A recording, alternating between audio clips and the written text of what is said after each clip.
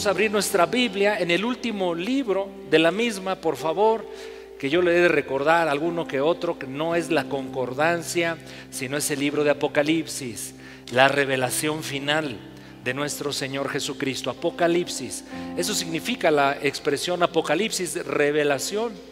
Y a los inicios del libro mismo se dice claramente que es una revelación dada directamente por Jesucristo, la revelación final de Jesucristo. Y vamos al capítulo número 21 para leer de los versículos 1 y hasta el 10. Apocalipsis 21, 1 al 10. Sígame con su vista, por favor.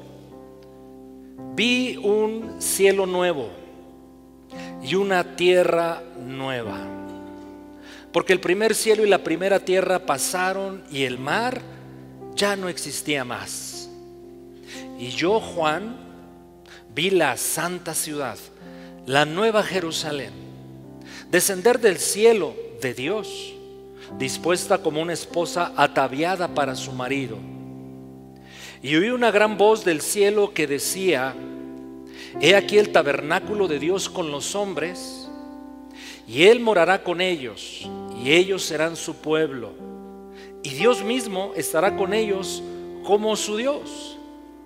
Enjugará Dios toda lágrima de los ojos de ellos, y ya no habrá muerte, ni habrá más llanto, ni clamor, ni dolor, porque las primeras cosas pasaron. Y el que estaba sentado en el trono dijo: He aquí yo hago nuevas todas las cosas. Y me dijo: escribe, porque estas palabras son fieles y verdaderas. Y me dijo: hecho está. Yo soy el alfa y la omega, el principio y el fin. Al que tuviere sed, yo le daré gratuitamente de la fuente del agua de la vida. Y el que venciere heredará todas las cosas, y yo seré su Dios, y él será mi hijo. Pero los cobardes e incrédulos, los abominables y homicidas, los fornicarios y hechiceros, los idólatras y todos los mentirosos tendrán su parte en el lago que arde con fuego y azufre, que es la muerte segunda. Vino entonces a mí uno de los 7 ángeles que tenían las 7 copas llenas de las 7 plagas postreras, y habló conmigo diciendo: ven acá, yo te mostraré la desposada, la esposa del Cordero. Y me llevó en el espíritu a un monte grande y alto, y me mostró la gran ciudad santa de Jerusalén, que descendía del cielo de Dios. Hermoso pasaje, emocionante pasaje. Acompáñame a orar. Padre, te damos gracias por tu bendita palabra. Ella es viva y eficaz, obrará aquello por lo cual tú le envías. Y nuestros corazones están como tierra fértil para que tú, bendito Jesús, siembres bien tu palabra y ésta dé fruto.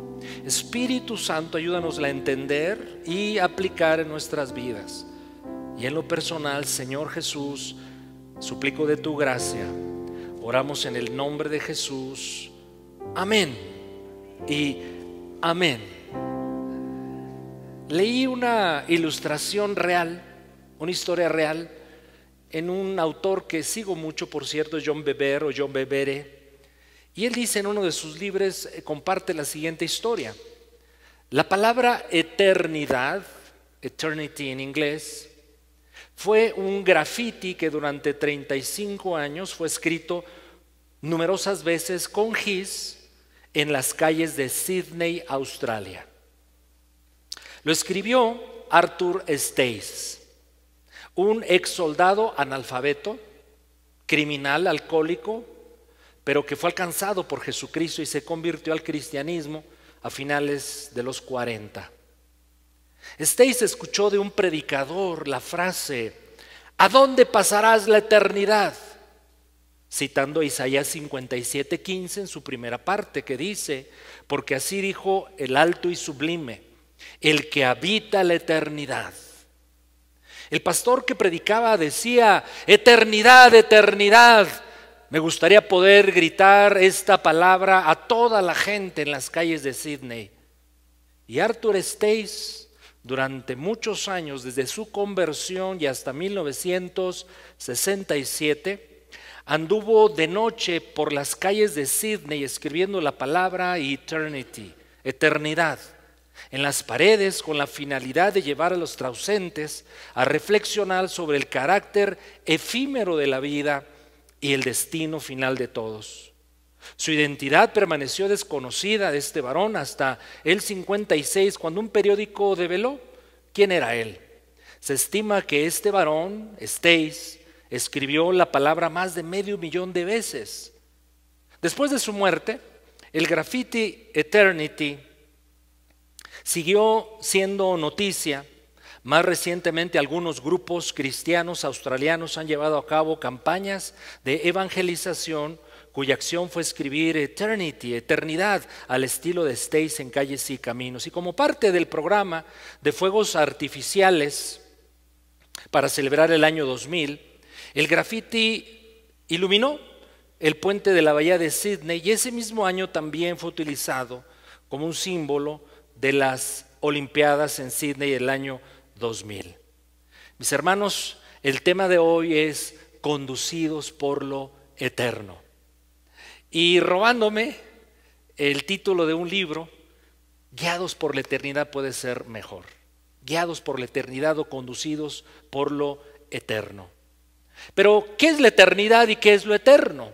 ¿Cómo podemos definir un concepto que nuestra mente no puede alcanzar a dimensionar? ¿Qué implica?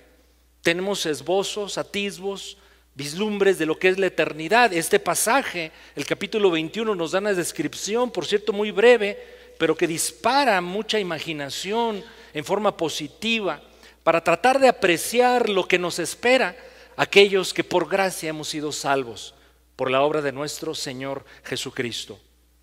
Tratando de definirla, lo cual, insisto, es imposible para nosotros en el tiempo presente, pues simplemente es aquello que no tiene principio ni fin. También alguno escribió que es existencia fuera del tiempo. Es decir, eternidad implica lo que ha sido siempre, lo que es y seguirá siendo. Porque es importante desde la perspectiva bíblica entender lo eterno, la eternidad. ¿Y por qué el título del mensaje, guiados por lo eterno, conducidos por la eternidad? Bueno, número uno, porque irremediablemente, mis hermanos, vamos hacia allá. Vamos a llegar a este momento que este capítulo 21 y el 22 de Apocalipsis describen. Jesús se muestra entonces en esta clase de pasajes como el Señor de la historia, que lleva todas las cosas, escuchemos muy bien, en esa dirección. Bueno, ¿por qué es importante entender la eternidad? Número dos, porque nos enfoca en las cosas en las cuales debemos ocuparnos en el tiempo presente, en dónde hacer la mejor inversión. Número tres, porque vamos hacia uno de dos lugares irremisiblemente. Vamos hacia la vida eterna o hacia la condenación eterna, me refiero a la humanidad. Además, considerar esta clase de conceptos desde la perspectiva de la palabra la eternidad, cuando se comprende bíblicamente, entonces tenemos fortaleza en el tiempo presente. Nos da ánimo, nos inspira, nos alienta, sobre todo para atravesar las pruebas. Y número 5, creo que es importantísimo entender y estudiar desde la palabra el concepto eternidad, lo eterno, porque la Biblia claramente dice en Eclesiastés 3:11 en su primera parte que Dios puso eternidad en el corazón del ser humano. Así dice, repito, Eclesiastés 3:11: todo lo hizo hermoso en su tiempo y ha puesto eternidad en el corazón de todos nosotros. El pasaje de hoy, capítulo 21 de Apocalipsis, claramente es solo un vislumbre de la eternidad. El cielo y la tierra, en el versículo número 1 del capítulo 21, claramente dicen que los cielos y la tierra, el universo completo, toda la creación presentes serán regeneradas, serán transformadas para que Dios haga una regeneración de estos elementos, y como dice el texto, Apocalipsis 21:1, habrá un cielo nuevo y una tierra nueva. Pero regresemos unos versículos anteriores en el capítulo 20 de Apocalipsis para ver el fin del sistema, el régimen actual de cómo las cosas están, cómo funcionan. Vea por favor ahí en Apocalipsis 20 a partir del 10. Y el diablo que los engañaba fue lanzado en el lago de fuego y azufre, donde estaban la bestia y el falso profeta, y serán atormentados día y noche por los siglos de los siglos. Y vi un gran trono blanco y al que estaba sentado en él, de delante del cual huyeron la tierra y el cielo, y ningún lugar se encontró para ellos. Y vi a los muertos, grandes y pequeños, de pie ante Dios, y los libros fueron abiertos, y otro libro fue abierto, el cual es el libro de la vida. Y fueron juzgados los muertos por las cosas que estaban escritas en los libros según sus obras.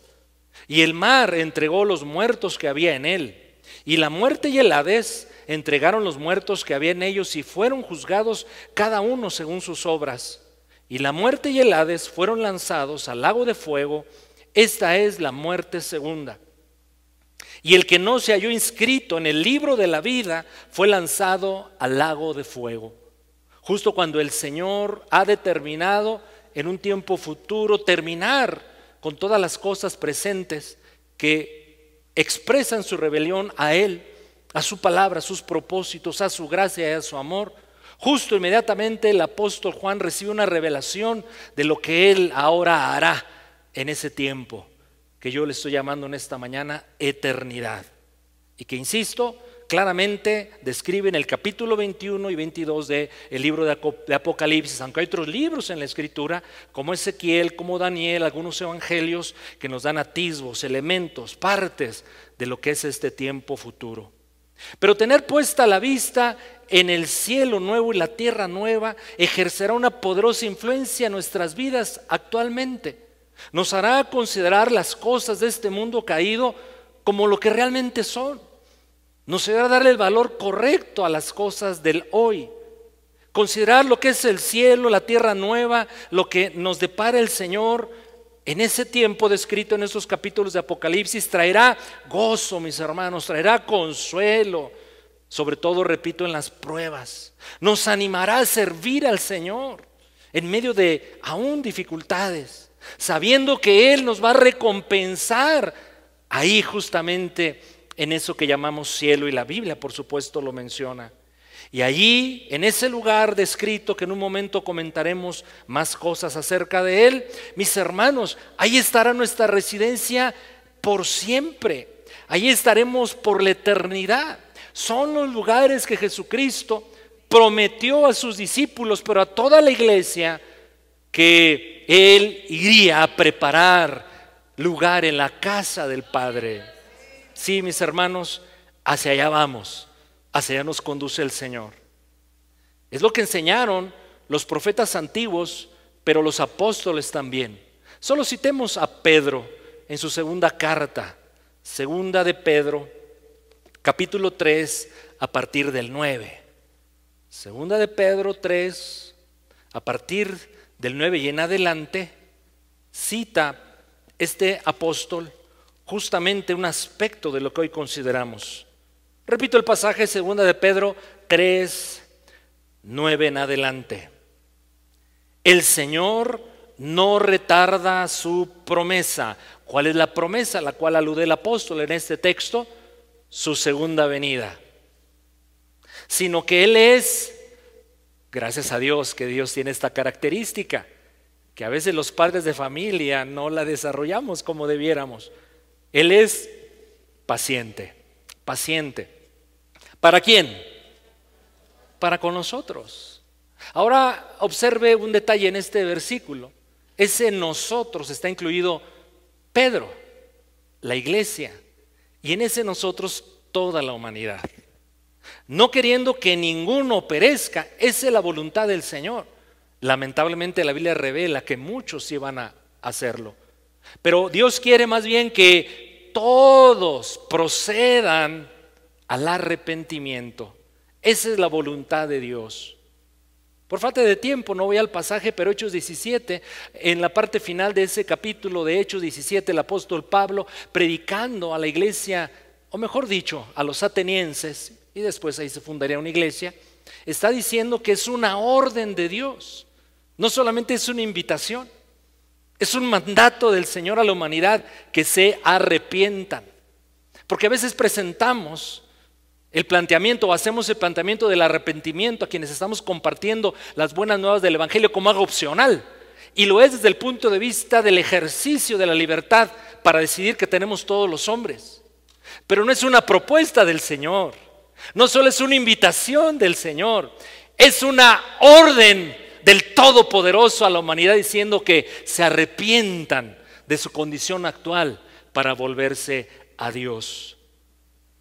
Versículo 10 de 2 de Pedro, capítulo 3, pero el día del Señor vendrá como ladrón en la noche. Lo hemos explicado muchas veces. El día del Señor no es un día de 24 horas, es un espacio de tiempo en donde el Señor iniciará sus juicios sobre la tierra, tratará con el pueblo de Israel particularmente y culminará este tiempo en su segunda venida. Si estamos interpretando correctamente, el periodo de tiempo que abarca el día del Señor se trata de 7 años, que los conocemos como la tribulación. Su segunda parte, la gran tribulación. Pero ese día, repito, concluirá con su segunda venida, cuando el Señor ponga los pies justamente en el monte de los olivos afuera de Jerusalén. Bueno, el día del Señor vendrá como ladrón en la noche, o sea, sin aviso, porque un ladrón cuando va a robar no avisa.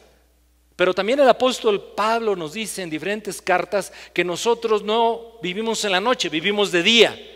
Y aunque viene Jesús como ladrón en la noche, también tenemos toda la evidencia, el respaldo profético para entender los tiempos cercanos a la venida de nuestro Señor Jesucristo. Y por cierto, mis hermanos, los tiempos, pienso, son ahora.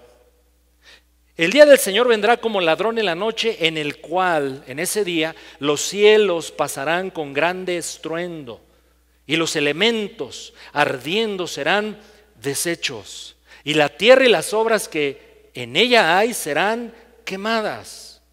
Puesto que todas estas cosas han de ser deshechas, ¿qué cosas han de ser deshechas? Todo lo presente, todo lo que ahora existe. ¿Cómo no? Y aquí está la exhortación amorosa pero autoritativa del apóstol Pedro diciendo: ¿cómo entonces? Si esto va a ser así, si esto va a ocurrir, si vamos camino hacia la eternidad, ¿cómo no debemos nosotros andar en santa y piadosa manera de vivir? En esa frase se resume el perfil de un hijo y una hija de Dios. Digan conmigo amén, si están de acuerdo. Versículo 12, pero también hay una esperanza en nuestro continuo andar cristiano, esperando y apresurándonos para la venida del día de Dios, en el cual los cielos encendiéndose serán deshechos y los elementos siendo quemados se fundirán. Pero 13, versículo 13, pero nosotros esperamos según sus promesas. No son solo buenos deseos, no son quimeras, no son ideales que tienen algún aspecto obvio de lo ideal. Son cosas ciertas, mis hermanos, porque el Señor las ha prometido. Pero nosotros esperamos, según sus promesas, cielos nuevos y tierra nueva, en los cuales mora la justicia. Y versículo 14, como diciendo el apóstol Pedro con esta expresión, por lo cual, como diciéndonos, si lo entendemos, si lo asimilamos, si lo abrazamos, con las implicaciones que conlleva, por lo cual entonces, oh amados, estando en espera de estas cosas, procuren con diligencia ser hallados por Él sin mancha e irreprensibles en paz. ¿Cuántos abrazan la exhortación del apóstol Pedro? Por supuesto que sí. Regresemos a 21:1 de Apocalipsis, porque ahí hay una cosa muy interesante. Dice Apocalipsis 21:1, el mar ya no existía más. Un día platicando este tema con alguna hermana de la congregación, en algún curso de discipulado, donde obviamente nos tomamos más tiempo para profundizar en esta clase de temas, me decía, ¿cómo, pastor? Si a mí me encanta el mar es muy bonito. ¿Cómo que Dios ya va a quitar el mar? Pues aquí lo dice el texto, así lo dice la Biblia. Parece ser entonces que si este versículo, esta palabra mar en este versículo significa el mar físico, pues mis hermanos, aquí estamos leyendo que ya no habrá necesidad de mar en los cielos nuevos y la tierra nueva por venir. Así es que ¿a dónde nos vamos a ir ahora de vacaciones, mis hermanos? Cuando se presente la ocasión. Además, ustedes saben, en el mar la vida es más sabrosa. Yo no sé si los de Acapulco ahora piensan eso. Digo, perdón por el chiste de muy mal gusto. Pero hay otra posible interpretación de esa palabra mar. Tome nota, por favor. Usted como estudioso de la Biblia debe saber esto. Porque la palabra mar, como sucede con el uso de otras palabras en toda la Biblia, no siempre significa lo mismo en la Biblia.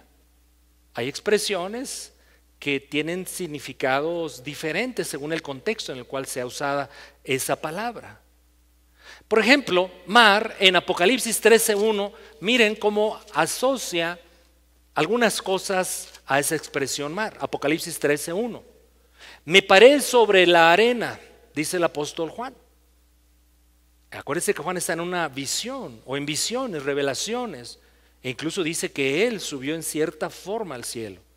Vi subir del mar. ¿Está leyendo conmigo? ¿De dónde vio subir en esa visión Juan?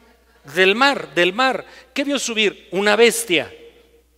Es el anticristo, que tenía 7 cabezas y 10 cuernos. Son reinos y reyes. Y en sus cuernos 10 diademas y sobre sus cabezas un nombre blasfemo. Tome nota entonces de ese versículo del mar. ¿Quién surge? La bestia, el anticristo. ¿Sí? Entonces no necesariamente aquí se refiere a un mar físico. Le voy a dar más información. Lea otros 2 pasajes junto conmigo, por favor. Isaías 17:12 e Isaías 57:20. Repito los textos si son de los que anotan. Isaías 17:12. Hay multitud de muchos pueblos que harán ruido como estruendo de mar. Multitud de muchos pueblos que se comportan como mar. Y murmullo de naciones que harán alboroto como bramido de muchas aguas. Conecte entonces mar a naciones. Conecte mar a naciones. Isaías 57:20. Pero los impíos son como el mar en tempestad, que no pueden estarse quieto, que no puede estarse quieto, y sus aguas arrojan cieno y lodo. Conecta entonces mar con naciones y con impíos. Conclusión: es posible que Apocalipsis 21:1 se refiera, cuando usa la expresión mar, a naciones impías, a personas rebeldes a Dios, a todos los sistemas que el ser humano ha construido en contra del Señor. Representa entonces gentes, pueblos, sistemas rebeldes al Señor. Regresemos a 21:1, por favor, para seguir con esta meditación de la bendita palabra. Y yo, Juan, vi la santa ciudad que tiene aquí un nombre particular. ¿Cuál es, mis amados? La Nueva Jerusalén, descender del cielo de Dios, dispuesta como una esposa ataviada para su marido. Y empieza a dar una descripción de esa ciudad y claramente dice, mis hermanos, que hay características muy particulares en este lugar que tendrá una dimensión eterna y hacia donde el Señor nos conduce. Versículo 3: oí una gran voz del cielo, decía: he aquí el tabernáculo de Dios, es decir, el lugar de la morada de Dios. ¿Y dónde estará ese tabernáculo? Con los hombres. ¿Qué hombres? Los redimidos. Y Él, Dios, morará con ellos y ellos serán su pueblo y Dios mismo estará con ellos como su Dios. ¿No son buenas noticias estas? Que vamos a estar un tiempo en el disfrute de la plenitud de Dios. Y hay cosas en esta ciudad, quizá lo estoy diciendo mal, pero déjeme terminar la frase.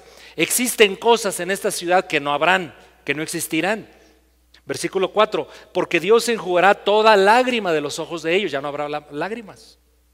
Y ya no habrá muerte, no habrá llanto, no habrá clamor, necesidad de clamar a Dios, no habrá dolor, porque todo eso, esas cosas habrán ya pasado en este tiempo. Versículo número 10, salte hasta el versículo 10, por favor. Y me llevó en el espíritu a un monte grande y alto y me mostró la gran ciudad santa de Jerusalén que descendía del cielo. Nos ocuparía mucho tiempo, pero por favor lea en la semana capítulo 21 y 22 de Apocalipsis, porque nos da tantos detalles de esta ciudad. Solamente tomaré algunos aspectos que son impresionantes. Versículo número 11, teniendo la gloria de Dios y su fulgor era semejante al de una piedra preciosísima. ¿Cuántos de ustedes, de los presentes y especialmente damas, les gustan las piedras preciosas? Y digo especialmente damas porque no os hagáis. Hay una inclinación, especialmente de las mujeres, a disfrutar joyas. ¿Y alguno tiene una piedra preciosa en casa? Mejor no lo diga, ¿verdad? Porque a lo mejor estamos exhibiendo cosas. Pero todos entendemos lo que es una piedra preciosa y su valor. Pero entonces dice, esta ciudad tenía un fulgor semejante, fíjense, semejante, no igual. Era superior, por supuesto, muy superior al de una piedra preciosísima, como piedra de jaspe, diáfana como el cristal. Tenía un muro grande y alto con 12 puertas y en las puertas 12 ángeles y nombres inscritos que son los de las 12 tribus de los hijos de Israel. Al oriente 3 puertas, al norte 3 puertas, al sur 3 puertas, al occidente 3 puertas, y el muro de la ciudad tenía 12 cimientos y sobre ellos los 12 nombres de los 12 apóstoles del Cordero. Es decir, aquí está la representación cabal de los salvos, tanto de Israel como de la iglesia, representados por las tribus, 12 de Israel y los 12 apóstoles. El que hablaba conmigo, versículo 15, tenía una caña de medir de oro para medir la ciudad, sus puertas y su muro. La ciudad se halla establecida en cuadro y su longitud es igual a su anchura. Y él midió la ciudad con la caña 12,000 estadios, aproximadamente 2,200 kilómetros. Registre ese dato, es interesante. 2,200 kilómetros aproximadamente. La longitud, la altura y la anchura de ellas son iguales. Entonces esta ciudad es un cubo de 2,000 de largo, 2,200 kilómetros, 2,200 kilómetros de ancho y 2,200 kilómetros de altura. ¿Cuántos han viajado en avión hacia algún lugar? Y parece ser que el estándar de altura que toman los aviones en los cielos son algo así como 10 kilómetros cuando mucho. Es poquito comparado con esto. Ahora imagínense hacia arriba 2,200 kilómetros. Y versículo número 17, midió su muro 144 codos de medida de hombre, la cual es de ángel. Y empieza a partir de ahí. No lo leeré más porque le estoy invitando a que usted lo haga para no ocupar más tiempo en mi mensaje, pero la descripción de la ciudad es gloriosa, es gloriosa. Y esta ciudad, mis hermanos, mide entonces muchísimo. Para darnos idea, que no es una equivalencia exacta, pero aproximaciones. En metros cuadrados esta ciudad mide más o menos la mitad del territorio de Estados Unidos, más o menos. Pero no es un territorio solamente o una ciudad solamente que se dimensiona en metros cuadrados, es metros cúbicos. O sea que si fuese una especie de edificio, ¿cuántos pisos tendría esta ciudad? ¿Cuál es el mensaje? Claro que ahí cabemos todos los redimidos por el Señor de todos los tiempos, los santos del Antiguo Testamento, los santos del Nuevo Testamento. Y si tú estás inscrito, como creo que lo estás, en el libro de la vida está tu nombre, ahí vamos a estar, en esa ciudad.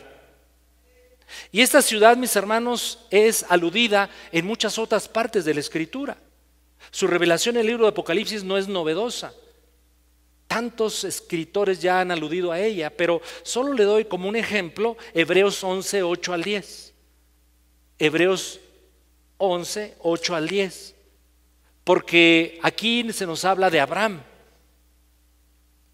y nos presenta esta ciudad como un elemento que motivaba a Abraham a mantenerse fiel a Dios.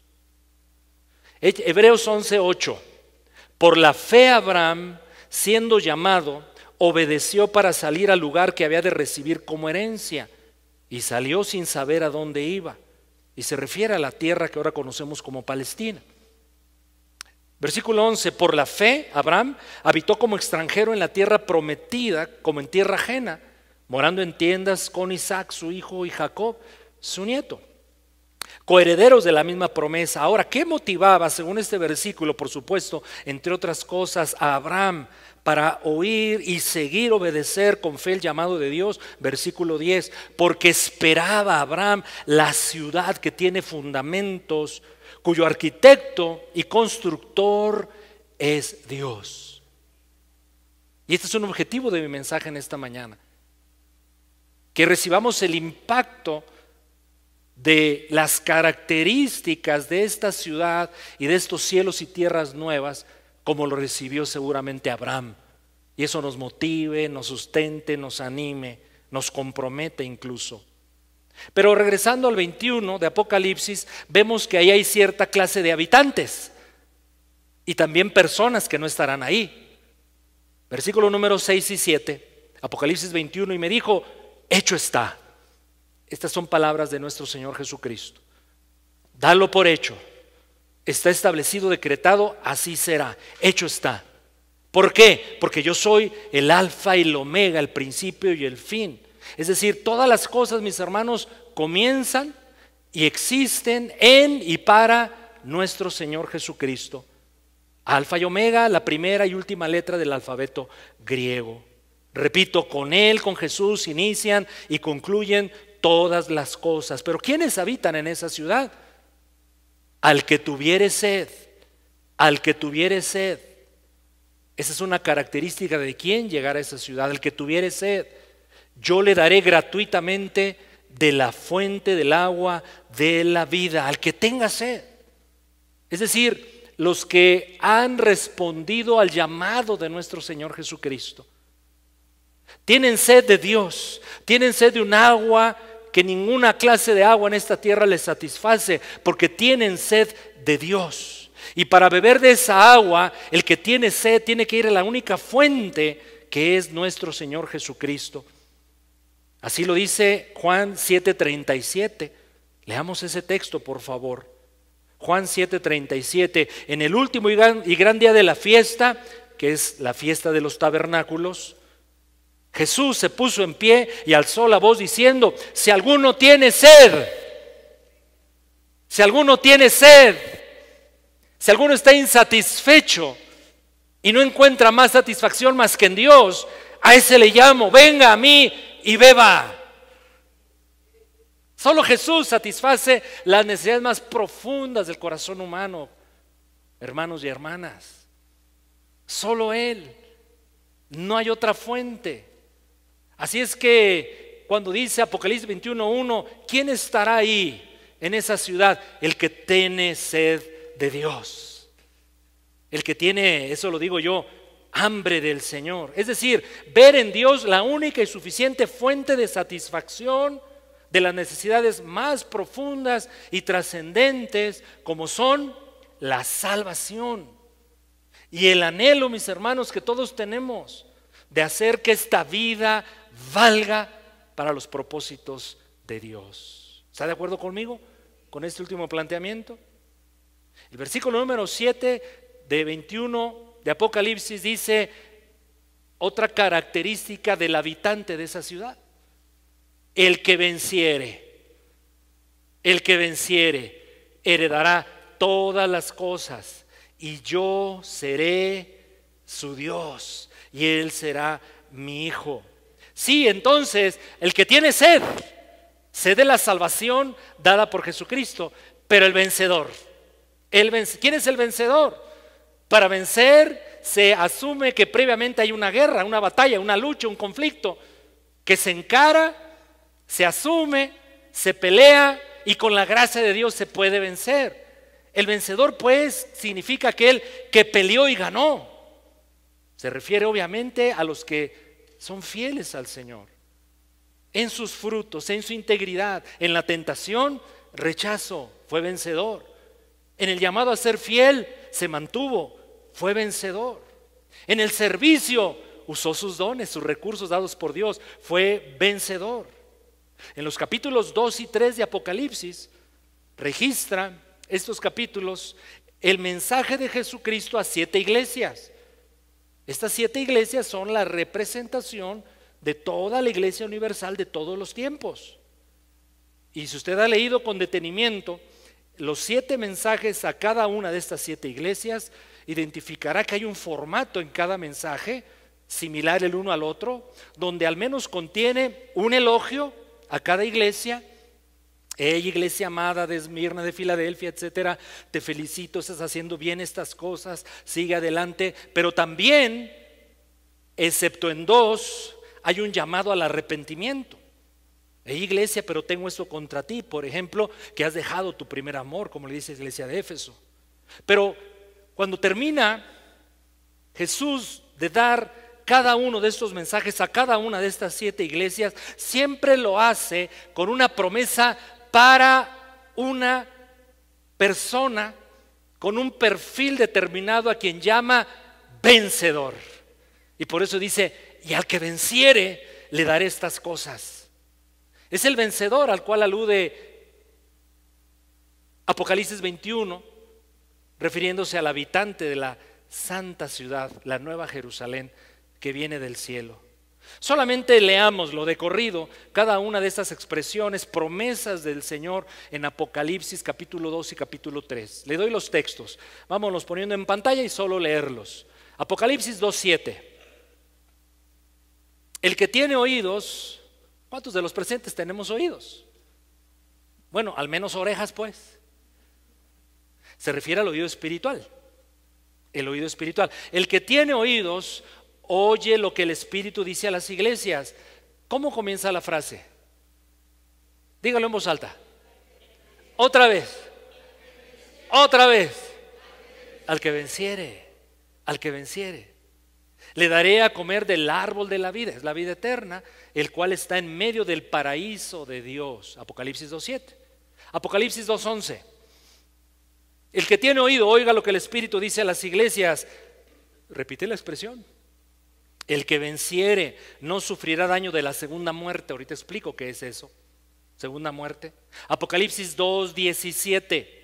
El que tiene oído, oiga lo que el Espíritu dice a las iglesias. Al que venciere, daré a comer del maná escondido y le daré una piedrecita blanca y en la piedrecita escrito un nombre nuevo, el cual ninguno conoce sino aquel que lo recibe. Apocalipsis 2:26 y 27. Al que venciere y guardare mis obras hasta el fin, yo le daré autoridad sobre las naciones y las regirá con vara de hierro y serán quebradas. ¿Estoy leyendo bien? Como vaso de alfarero, como yo también la he recibido de mi Padre y le daré la estrella de la mañana. Apocalipsis 3:5. El que venciere será vestido de vestiduras blancas y no borraré su nombre del libro de la vida y confesaré su nombre delante de mi Padre y delante de los ángeles. Al que venciere. Apocalipsis 3:12. Al que venciere yo lo haré columna en el templo de mi Dios y nunca más saldrá de allí, y escribiré sobre él el nombre de mi Dios y el nombre de la ciudad de mi Dios, la nueva Jerusalén, la cual desciende del cielo de mi Dios, y mi nombre nuevo. Y séptima promesa del Señor Para el que venciere, Apocalipsis 3:21, al que venciere le daré que se siente conmigo en mi trono, así como yo he vencido y me he sentado con mi Padre en su trono. ¿Cuántos quieren ser vencedores? Al que venciere, al que venciere. Oiga, si no nos motiva, si no nos anima, inspira, pero fortalece la realidad de esa ciudad santa a la cual nos conduce nuestro Señor Jesucristo, yo no sé qué nos pueda sostener en el tiempo presente.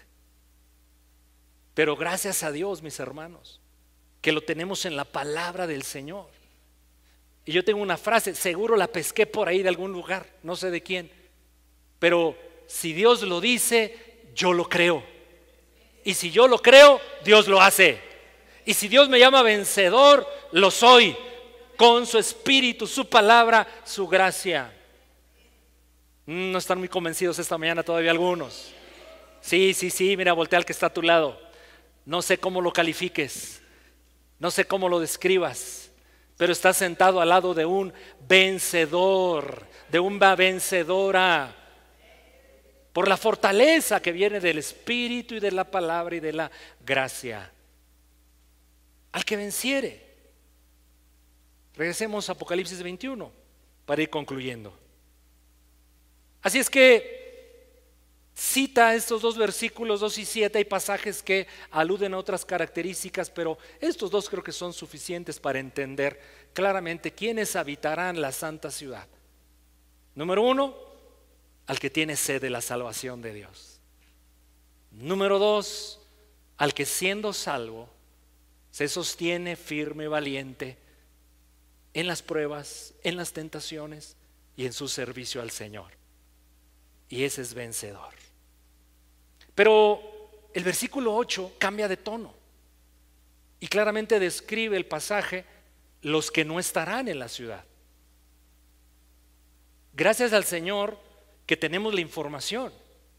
Sería una terrible sorpresa, pero injusticia, si el Señor no hubiera revelado las cosas como lo dice este versículo 8. Es una clara advertencia. Pero vea, en el fondo está operando el amor y la gracia, el llamado al arrepentimiento. No es porque Dios lo quiera así, pero así va a suceder por la maldad que hay en el corazón de los seres humanos. Versículo 8, pero los cobardes e incrédulos, los abominables y homicidas, los fornicarios y hechiceros, los idólatras y todos los mentirosos tendrán su parte en el lago que arde con fuego y azufre, que es la muerte segunda. ¿Y quién es un cobarde? Pues es alguien que muestra falta de valor para emprender acciones, porque esas acciones implican un peligro, un riesgo. Claro, podríamos ser cobardes si se aceptasen ciertas cosas en las cuales procuramos evitar para guardar nuestra integridad, pero cuando se trata de Dios no podemos serlo. Cuando se trata del llamado de Dios no podemos ser cobardes, porque las consecuencias son eternas. Cuando se trata del llamado de Dios no podemos rechazar ese llamado, porque eso el Señor lo califica como cobardía, porque se tiene miedo a dejar los placeres temporales, se tiene miedo al que dirán, al rechazo, se tiene miedo a las dificultades, y por esas causas se rechaza a Jesús. Es ese cobarde que lamentablemente este texto alude. Es falta de valor para seguir al Señor con fidelidad. ¿Quiénes otros no estarán ahí? Los incrédulos, es decir, los que teniendo la suficiente información y el llamado del Espíritu Santo al arrepentimiento tomaron una decisión. Yo no lo creo. Yo no lo creo. Son los incrédulos. No quisieron creer. Siguiente perfil, los fornicarios, es decir, toda clase de desviaciones sexuales, de inmoralidad sexual. Y la lista es enorme. Los fornicarios, es decir, el que usa su sexualidad dada naturalmente por Dios para usos y fines y propósitos contrarios al plan de Dios. Los hechiceros, los que se involucran en brujería, en artes mágicas, en ocultismo, obviamente, los idólatras, es decir, los que ponen a Dios, a otras cosas antes que al Señor, y particularmente aquellos que adoran imágenes u otros dioses falsos. Todos los mentirosos, es decir, el que hace de la mentira un estilo de vida y no sigue la verdad, quien es Cristo y su palabra. Bueno, ellos tendrán su parte en el lago de fuego que arde, el lago que arde con fuego y azufre, y esta condición, este estado en el cual se vivirá eternamente, es, hermanos, literal y para siempre. Y a ese estado la palabra le llama segunda muerte. Segunda muerte. Vamos a entender mejor esta expresión, segunda muerte. Vayamos a Apocalipsis, capítulo número 20 y versículo 26. Apocalipsis 26. ¿Sí lo dije bien? Ok, Apocalipsis 26. Bienaventurado y santo el que tiene parte en la primera resurrección. Los santos, los redimidos. La segunda muerte no tiene potestad sobre estos. Cuando dicen gloria a Dios. Fíjense, la segunda muerte no tiene autoridad sobre los redimidos, resucitados, sino que los redimidos, resucitados, serán sacerdotes de Dios y de Cristo y reinarán con él 1000 años. Muy bien, una observación. Estos 1000 años en la descripción bíblica según Apocalipsis ya transcurrieron en la cronología de Apocalipsis. 1000 años. Apocalipsis 20, versículo 14. Y la muerte y el Hades, es decir, el infierno, fueron lanzados al lago de fuego. Esta es la muerte segunda. ¿Qué dice claramente la Biblia acerca de los seres humanos en cuanto a su muerte? Que moriremos una sola vez y después de esto viene juicio. Leamos el texto que enseña esa verdad. Hebreos 9:27. Hebreos 9:27. Y de la manera que está establecido para los hombres que mueran una sola vez y después de esto, tome nota por favor, mueren una sola vez y después de esto viene el juicio. ¿Estamos bien? Entonces todos vamos a encarar un juicio. Ahora la Biblia claramente refiere diferentes juicios. Los futuros más importantes son 3: el juicio de los cristianos, el juicio de los no creyentes y el juicio de los ángeles, en donde por cierto la iglesia está involucrada. ¿Sabía usted eso? Que usted y yo vamos a juzgar ángeles. Eso está tremendo, ¿verdad? ¿Cómo será la condición cuando tengamos los cuerpos glorificados en la presencia del Señor y nuestras capacidades dadas por el Señor? Es inimaginable, pero está escrito en la palabra del Señor.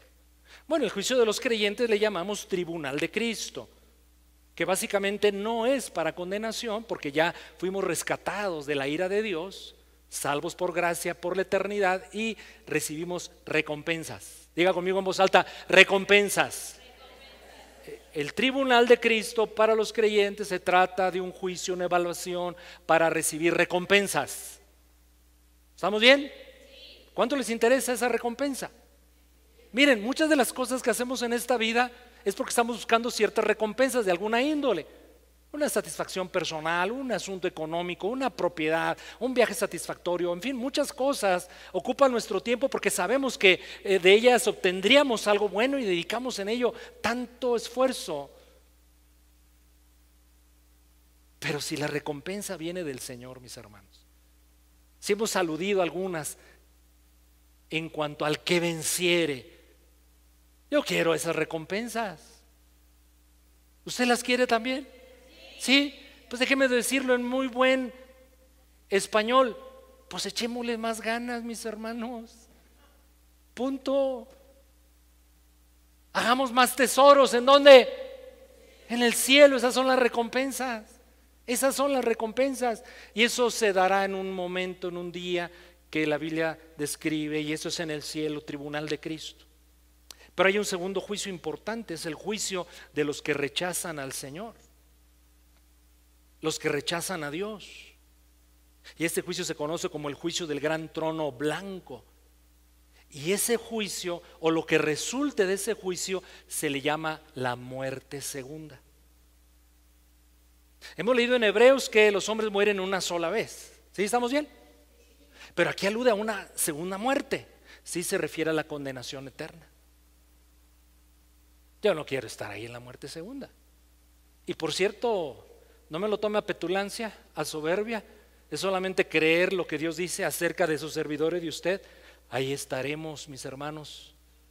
Ahí estaremos. ¿Quién dijo sí? ¿Por qué iba a decir ahí estaremos en la muerte segunda? No, no estaremos con el Señor para siempre, para no sufrir la muerte segunda.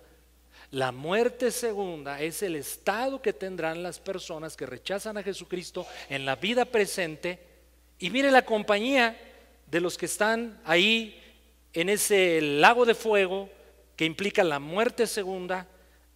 Le voy a dar algunos lindos acompañantes. Ahí estará el anticristo, el falso profeta, Satanás, el infierno y la muerte, y todos los que en vida rechazaron a nuestro Señor Jesucristo.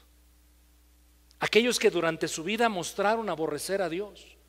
Esta clase de mensajes despierta algunas inquietudes porque, ¿cómo habrá un grupo de hombres que serán rechazados por Dios por la eternidad y lanzados aquí? Escucha muy bien. Si en el tiempo presente tus gustos, tus intereses, tus actitudes claramente dieron un mensaje: no me interesa Dios, no quiero nada con Dios, no me interesa su palabra, no quiero vivir según el estándar que marcó el Señor en su palabra. Yo preguntaría, ¿no creen ustedes que Dios sería injusto si se los llevara con Él para siempre? Entonces va a respetar Dios su decisión. Es un acto muy justo, mis hermanos. Tampoco piense que el que vive de esa manera, rechazando siempre al Señor, rechazando siempre su llamado, mostrando claramente en sus pensamientos, en sus dichos, en sus acciones, en sus actitudes, que no quieren seguir a Jesucristo. Yo pregunto, ¿por qué Dios querría llevarlos con Él y por la eternidad?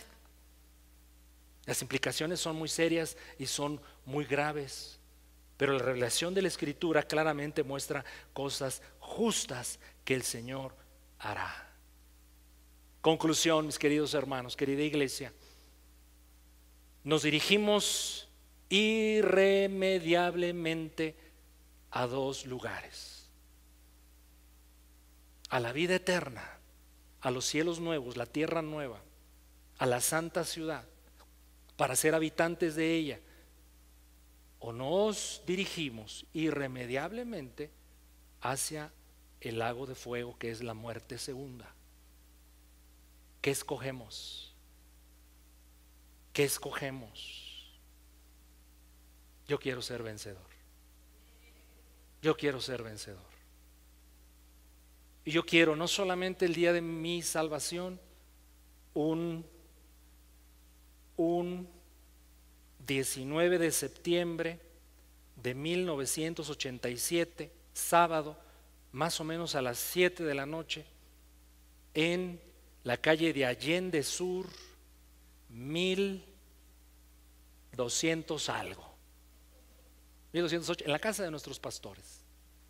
No se me olvide ese día. No se me olvide ese día. Y pienso que no se me va a olvidar. Y a partir de ahí, mis hermanos, como sé que cada uno de ustedes registra la fecha en que Dios le alcanzó, dígame conmigo amén. Diga conmigo amén. Sí, yo me acuerdo. A ver, ¿cuántos se acuerdan de ese día? Ese día glorioso, ese día inolvidable, ese día incomparable, ese día fabuloso. Gloria a Dios por quienes lo recuerdan, porque será siempre hay un hito, una marca en la historia de tu vida que te será un positivo referente. Bueno, mis hermanos, ese día la vida de ustedes y la de un servidor tomó una dirección. ¿Dónde va a concluir? ¿Cuál es la meta? Esto que hoy acabamos de considerar. Concluyo con una propuesta, un planteamiento final para ti, para tu vida. Si en este momento alguien usase como tamiz, como medida, como vara de medición, la Biblia te calificaría como vencedor. Y por lo tanto, sujeto por gracia a estas promesas, vivir en estas promesas del Señor. ¿Qué pensaríamos? ¿Qué piensas? ¿Eres ese vencedor? ¿Eres esa vencedora? Lo vuelvo a repetir. Si alguien tomara la palabra y con amor, con gracia, en un contexto especial de amistad contigo y te dijera: vamos a evaluarnos, mi hermano, mi hermana, a la luz de la palabra. Porque aquí dice que el habitante de la ciudad santa es el que tiene sed de Dios, pero el vencedor. ¿Somos vencedores? ¿Somos vencedoras? Amén. Inclina tu rostro y resuélvelo con Dios en oración. Padre, te damos gracias por tu palabra, pero gracias por tu misericordia, pero gracias por el destino final hacia el cual nos diriges, Señor, hacia esos cielos nuevos y hacia esa tierra nueva. Lo presente va a pasar, será transformado por tu poder. Incluso, Señor, descenderá del cielo una ciudad con características gloriosas, y tus llamados, tus escogidos, serán habitantes de esa ciudad. Sí, Señor Jesús. Es impresionante, asombroso, inconcebible a la mente humana lo que tú nos tienes deparado, Señor Jesús. Pero en el tiempo presente, en el día de hoy, queremos ser vencedores. Tenemos tu palabra, al Espíritu Santo morando en nosotros y la provisión de gracia suficiente para hacerlo.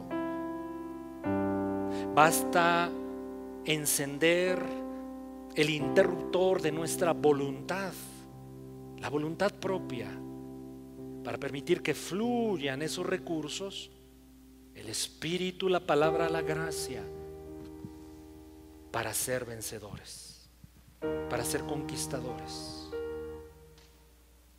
Creer tus promesas, vivirlas. Serte leales y fieles en la tentación y la prueba.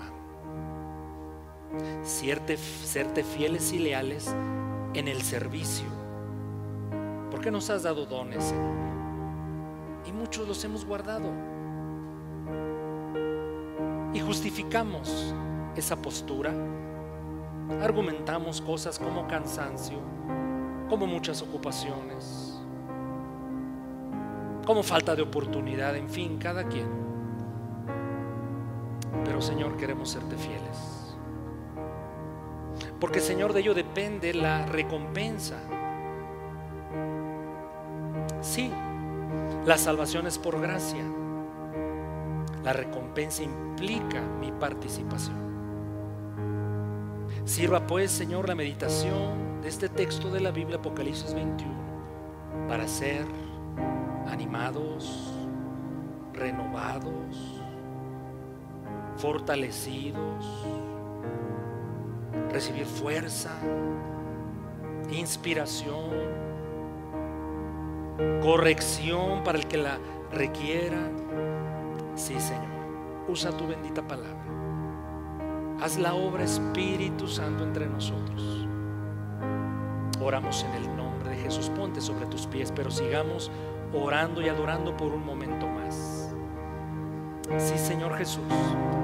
Yo invito a la iglesia que tomemos un instante adicional en esta mañana para adorar al que está en el trono, adorar al que está preparándonos morada en la casa del Padre, adorar al que tiene esa ciudad, la nueva Santa Jerusalén, y nos llama, porque ese es el destino de la iglesia y del pueblo de Israel redimido en Cristo. Sí, Señor. Si otros vuelven, Sí, Señor. Yo sigo a Cristo. Seguirte a ti. Si otros vuelven, yo sigo a Cristo. Así es, Señor. No vuelvo atrás. ¿Cuántos pueden decir juntos: yo no vuelvo atrás? La cruz delante, el mundo atrás. La cruz delante, el mundo atrás. La cruz delante, el mundo atrás. No vuelvo atrás, no vuelvo atrás. He decidido seguir a Cristo con todas las implicaciones, con todo lo que implica hacerlo. Recuerda que hay una puerta ancha, un camino muy ancho, y dice nuestro Señor Jesucristo que por Él van muchos, van multitudes, muchísimos. Pero Él nos propone una puerta angosta y un camino también estrecho, y por Él van pocos. ¿Cuántos escogemos andar por ese camino y cruzar esa puerta? ¿Por qué es estrecho? Porque implica, mis amados, retos, desafíos, demanda todo nuestro ser. Señor Jesús, pero hoy decidimos seguirte a ti con todo lo que implique. ¿Cuántos dicen conmigo: yo también, yo también, yo también hago esa oración? Y digámosle nuevamente: he decidido seguir a Cristo. Y diciendo estas frases, fortalezcamos, renovemos compromiso, consagración. He decidido seguir a Cristo. He decidido seguir a Cristo. No vuelvo atrás, no vuelvo atrás. Si otros vuelven, yo sigo a Cristo. Si otros vuelven, yo sigo a Cristo. Si otros vuelven, yo sigo a Cristo. No vuelvo atrás, no vuelvo atrás. La cruz delante, el mundo atrás.